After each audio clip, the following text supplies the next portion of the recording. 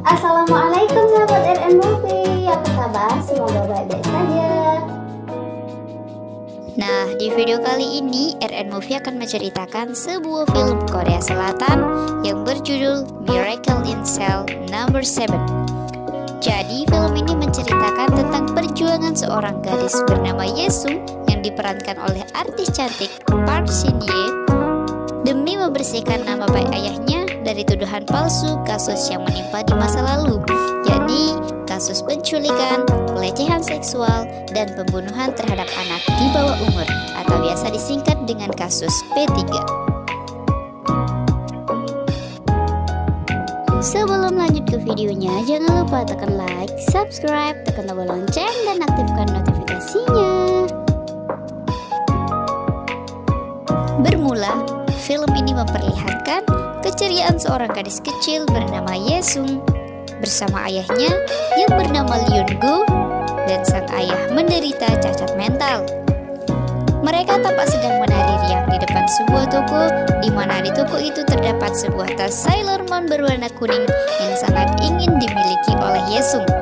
Tapi sampai hari itu, sang ayah belum bisa mewujudkan keinginannya tersebut dikarenakan faktor ekonomi yang sangat minim.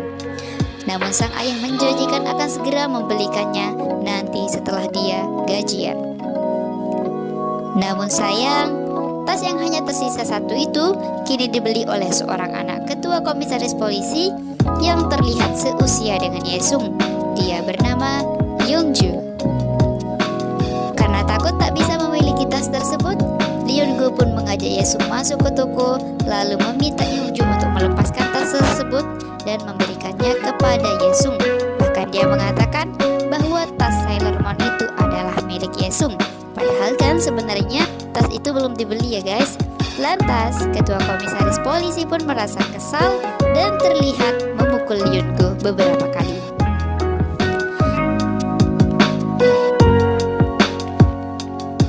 Keesokan harinya, Leon-gu tampak sedang menghitung gajinya dari menjadi seorang parkir mobil. Tiba-tiba saja, Youngju datang mengetuk kaca yang ada di belakangnya lalu memberitahu Leon-gu bahwa ada toko lain yang menjual tas Sailor Moon sama seperti miliknya. Bahkan, Youngju pun mengajak Leon-gu menuju ke toko yang dimaksudnya. Leon-gu pun berlari bersama Youngju di atas tanah yang saat itu sedang diselimuti salju. Tiba-tiba saja ayah Yesung terpeleset dan terjatuh. Seketika itu pula terdengar teriakan dari Youngju. Leon-gu pun bangun dan berlari ke arahnya, dan ia sudah menemukan anak komisaris polisi itu terbaring dengan darah bercucuran di kening. Leon-gu pun sangat khawatir dan segera memberikan pertolongan pertama pada Youngju. Dan ketika ia sedang memberikan nafas buatan, tiba-tiba saja seorang wanita tua melihat hal tersebut dan berlari ketakutan seolah menganggap Leon-gu sedang melakukan pelecehan seksual pada si anak. Akhirnya, Leon-gu pun dibawa ke kantor polisi dan bermalam di sana dengan perasaan penuh gundah karena meninggalkan Yesung sendiri di rumah. Di sisi lain, Yesung pun juga tampak sangat khawatir karena ayah yang ditunggu tak kunjung pulang. Keesokan harinya, perasaan Yesung pun mulai gelisah karena tumben sekali sang ayah sampai hari itu belum juga pulang. Akhirnya ia pun memutuskan untuk keluar mencari ayahnya, namun langkahnya terhenti di tengah keramaian yang Yesung sendiri saat itu tak tahu apa yang sedang dikerumuni. Nampaknya keramaian itu terjadi karena Leon-gu sedang diminta untuk mereka ulang kejadian kemarin yang membuatnya harus menjadi tersangka. Padahal sepenuhnya itu bukan kesalahan Leon-gu ya. Perlahan, Leon-gu pun mulai menjelaskan kepada publik tentang apa yang dilakukannya kepada Youngju. Tampak ia mulai memberikan pertolongan pertama dengan menekan dada sebuah boneka sebagai bahan prakteknya. Lalu dia memberikan napas buatan dan terakhir melonggarkan celana Youngju selaku korban guna untuk melancarkan sirkulasi darah. Namun siapa sangka cacat mental yang dideritanya malah dijadikan sebagai sumber keuntungan oleh dua orang dari pihak polisi. Mereka meminta Leon-gu untuk membuka celananya juga agar publik percaya bahwa pelecehan seksual benar adanya. Padahal Leon-gu tak membuka celananya di saat kejadian. Awalnya Leon-gu menolak permintaan pihak tersebut. Dia mengatakan bahwa dia tidak melakukan apa yang mereka minta. Namun Leon-gu yang malang tertipu dengan kata manis mereka yang mengatakan jika Leon-gu mengikuti permintaan mereka, maka masalah selesai dan dia bisa segera pulang menemui putrinya. Mendengar kata manis mereka, Leon-gu pun dengan cepat membuka celananya dan sontak saja massa berteriak melihat pengakuannya. Seorang jaksa pun terlihat sangat kesal melihat hal tersebut dan dengan penuh amarah dia berlari ke arah Leon-gu lalu menarik maskernya. Sontak saja Yesung terkejut melihat tersangka adalah sang ayah yang sangat dia cintai dan mencintainya. Yesung pun berlari di bawah derasnya hujan di tengah kerumunan banyak orang dan teriak memanggil ayahnya. Namun dia ditahan oleh salah seorang dari keramaian tersebut. Begitupun sebaliknya, seraya polisi terus menggeretnya masuk ke dalam mobil. Ayah Yesung berteriak memanggil Yesung dan menyuruh Yesung pulang agar tak kedinginan. Disinilah awal dari penderitaan Yesung. Bisa kita lihat betapa sedihnya Yesung yang masih begitu kecil harus hidup sendiri tanpa sang ayah. Bahkan bumi seakan ikut haru melihat situasinya kala itu. Leon-gu pun dibawa ke kantor polisi lalu dimasukkan ke dalam sel nomor 7 bersamaan dengan narapidana yang lainnya dengan kasus yang berbeda-beda. Mereka adalah Bong-shik, si pencopet, Chun-ho dan kakek So, si penipu, Moon-bom, si pezina, dan leader gangster yang namanya tak disebut dalam film ini, dia adalah si penyelundup. Di sisi lain, Yesung tampak dibawa ke sebuah panti asuhan dan mulai memperkenalkan dirinya kepada anak panti yang lainnya. Awalnya Leon-gu diperlakukan sangat tidak wajar oleh mereka. Namun semuanya berubah seketika di saat suatu hari Leon-gu menyelamatkan hidup leadernya dari serangan narapidana di sel yang lainnya. Permasalahannya adalah leader gangster sel nomor 7 dianggap telah merusak bisnisnya leader di sel lain, di mana bisnis mereka adalah penitipan barang yang dibutuhkan para napi lainnya. Hah, serius? Kok bisa? Gimana caranya coba? Caranya, mereka melempar sebuah bola keluar pagar, lalu dilemparkan kembali sebuah bola yang berbeda dari arah luar. Tentu mereka sudah kerjasama dong ya, di mana di bola tersebutlah berisi barang-barang yang dipesan oleh narapidana yang lainnya. Nah, tentunya pasti di luar pengetahuan polisi dong ya. Kalau polisi tahu, habislah mereka. Bahkan saking menghargai pengorbanan Leon-gu untuk ketua gangster, mereka rela melakukan hal yang sangat berbahaya, yakni mereka bersekongkol membawa Yesung menyelundup masuk sel untuk bertemu dengan sang ayah. Lama tak berjumpa membuat kerinduan di antara mereka menggebu dan tampak keduanya menangis bahagia. Namun sayang, Bong-shik si pencopet tiba-tiba merasa sangat ketakutan melihat kejadian tersebut, karena bila diketahui maka pasti mereka mendapatkan hukuman tambahan. Dia pun berteriak memanggil penjaga, namun hatinya terluluhkan ketika sosok Yesung memohon dengan mata yang berkaca penuh air mata. Alhasil, Yesung pun selamat dari pemeriksaan si penjaga dan dia pun bisa menginap selama 2 malam di sel, dikarenakan dia ketinggalan bus rombongan menuju panti asuhannya. Sekecil apapun rahasia, pasti dan pasti akan terungkap. Itulah hukum alam. Dan benar, persembunyian Yesung pun kini terbongkar dan diketahui langsung oleh ketua polisi. Ternyata ketua polisi sudah sangat curiga dengan melihat foto-foto yang diberikan oleh pihak dokumentasi, di mana dalam salah satu foto tiba-tiba saja Yesung menghilang. Dengan penuh amarah, Leon-gu pun ditendang keluar dari sel biasa menuju sel pengasingan oleh ketua polisi di bawah derasnya hujan diiringi petir yang menggelegar. Di sisi lain, Yesung pun terlihat menangis di kegelapan malam karena harus kembali terpisah dengan sang ayah. Di sisi lain pula, para narapidana yang lain tampak mendapatkan hukuman tambahan dikarenakan dianggap telah bekerja sama melanggar peraturan yang ada. Singkat cerita, kali ini lokasinya berpindah dari sel ke ruang kesehatan. Tampak ketua polisi lah yang berbaring di sana karena kebakaran yang terjadi di sel akibat ulahnya si leader gangster di sel nomor lain. Ia merasa polisi tak adil dalam memberikan waktu kunjungan untuknya. Ketua polisi pun tampak heran dan bertanya-tanya bagaimana dia bisa selamat dari malapetaka. Lantas datanglah seorang dokter yang memberitahunya bahwa Leon Go lah yang membawanya ke ruang kesehatan, dan si dokter pun sempat-sempatnya mengatakan bahwa dia tidak yakin lelaki cacat mental seperti Leon Go melakukan kasus P3 tersebut.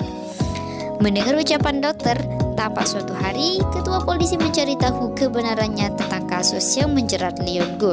Dia mendatangkan seorang pengacara yang berpihak kepada Leon Go, lalu memeriksa berkas yang ada.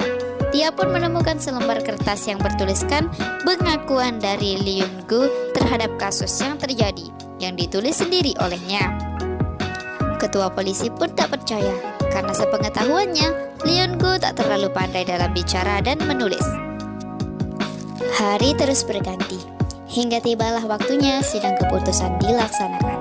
Tampak ketua polisi mendampingi Leon Go dan memberikannya semangat agar ia bisa mengatakan kejadian yang sebenarnya, bahwa dia tak bersalah. Sesampainya di sana, ketika hakim mulai bertanya, tiba-tiba saja Leon Go terlihat kaku dan tak bisa bicara. Kenapa? Padahal di hari-hari sebelumnya dia sudah berlatih keras, mulai dari berlatih bicara kejadian sebenarnya, berlatih mempraktikkan kejadian sesungguhnya yang dilakukan kepada almarhumah Yongju. Intinya semua sudah ia persiapkan. Bahkan dia juga mendapatkan dukungan dan kepercayaan dari narapidana yang lain. Mereka percaya bahwa Leon Go bukanlah pelaku kasus P3 tersebut. Tetapi kenapa sekarang Leon Go tak bisa berbicara? Dia hanya terdiam seolah tertekan. Ternyata penyebab sikap Leon Go berubah ketakutan seperti itu dikarenakan sebelum dia masuk sidang, dia diancam untuk mengakui kesalahan yang tak ia lakukan itu. Jika dia tak mengakui, maka Yesung akan bernasib sama seperti Yongju, yakni harus kehilangan nyawa. Leon Go memang cacat mental, tetapi dia juga memiliki rasa kasih sayang dan sangat berperi kemanusiaan terhadap sesama. Karena tak mau sesuatu yang buruk terjadi kepada Yesung, dia pun dengan tegas mengatakan, "Aku membunuhnya." Bukan hanya sekali, bahkan berulang kali, sehingga membuat ketua polisi dan Yesung sangat terkejut mendengar jawaban Leon Go, yang dimana mereka sangat berharap Leon Go bisa bebas karena akan mengatakan yang sebenarnya, namun malah sebaliknya. Akhirnya, hakim pun memutuskan untuk menetapkan hukuman mati terhadap Leon Go atas pengakuannya sendiri. Yesung dan ketua polisi pun hanya bisa teriak memanggil Leon Go dan tak bisa membela sebab tak ada bukti yang mereka punya. Malang sekali nasib Leon Go, cacat mental yang dideritanya malah dijadikan sumber keuntungan oleh pihak yang lainnya. Sebelum hari ditetapkan hukuman mati dilaksanakan, Yesung tinggal dengan ketua polisi dan istrinya. Mereka sudah menganggap Yesung sebagai putrinya.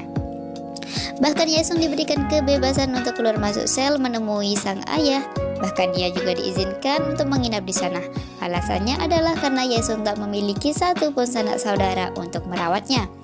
Dan juga sebagai tanda terima kasih ketua polisi karena Leon Go sudah menyelamatkannya.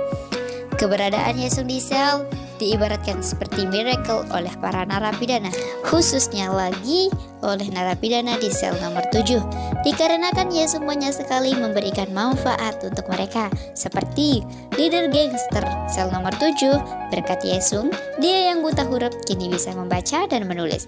Bonshik, si penipu yang sangat merindukan istri dan anaknya yang kemarin lahir, berkat bantuan Yesung, dia akhirnya bisa berbicara dengan sang istri dan bisa mendengar suara tangis bayinya.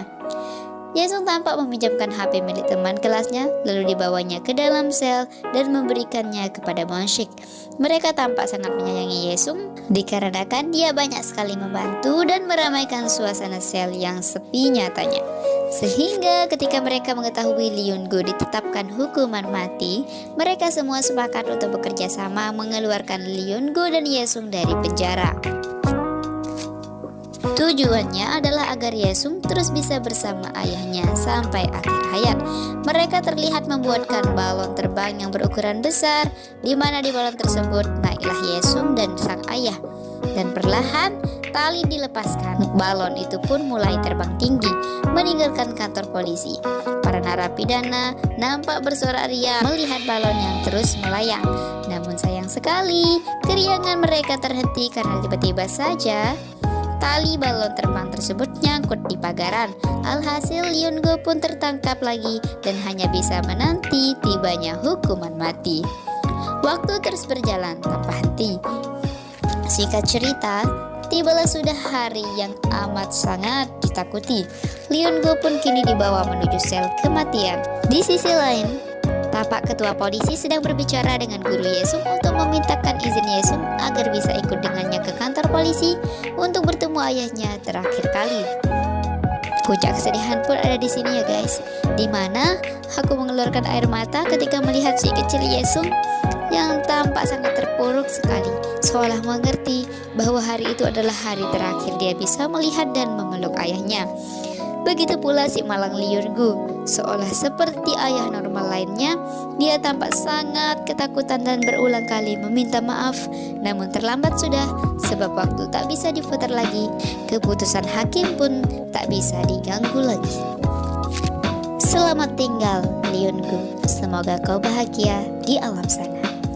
Akhir cerita, Yesung pun kini sudah tumbuh menjadi wanita dewasa yang sangat cantik dan penuh berwibawa. Bahkan sampai hari itu dia masih berjuang membersihkan nama baik ayahnya dari tuduhan palsu kasus di masa lalu itu.